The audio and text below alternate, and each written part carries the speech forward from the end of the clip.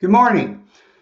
We talked a little bit yesterday about the informative speech toolbox.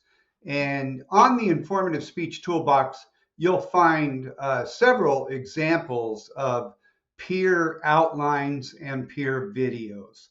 Now, this week, our peer outline is due, and I wanted to maybe go over one example in specifics. And so this example is from one of my former students, and the topic is massage. And so you see, after watching my informational speech, the audience will understand the benefits of massage therapy as a legitimate form of alternative medicine. Okay, so remember the 5-point outline, and the first part is your speech introduction. And so you have an attention getter, a thesis, credibility statement, and a preview. Notice that this student uses statistics for their attention getter. So the average person spends 2 hours and 15 minutes a day worrying, and she's going to tie worrying into massage as therapy. The preview then again details your main points that are going to be in the body of your speech. So let's take a look at those main points. Physical responses. Notice she does something that I really like, and it's she has copied over and embedded her visual aid, which is a graph, a bar chart, into the document.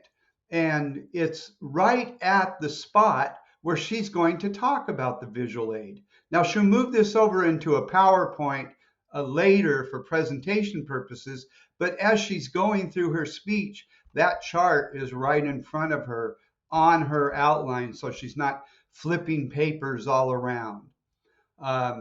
And so I'm just going to continue to scroll. She has another kind of brainstorm about the features of massage that she's put in there. She talks about chronic pain, and it looks to me like she's gone on and copied over a graph, and probably from Google Images. Now you can use Google Images for these speeches. I think there's better ways, and we'll talk about that in another video. You can use Google Images, but because they're contained to our classroom. But there are copyright issues you should be aware of if you start selling things or taking it in a wider distribution. Notice Google Images is oftentimes much busier than a regular graph that you might make in PowerPoint.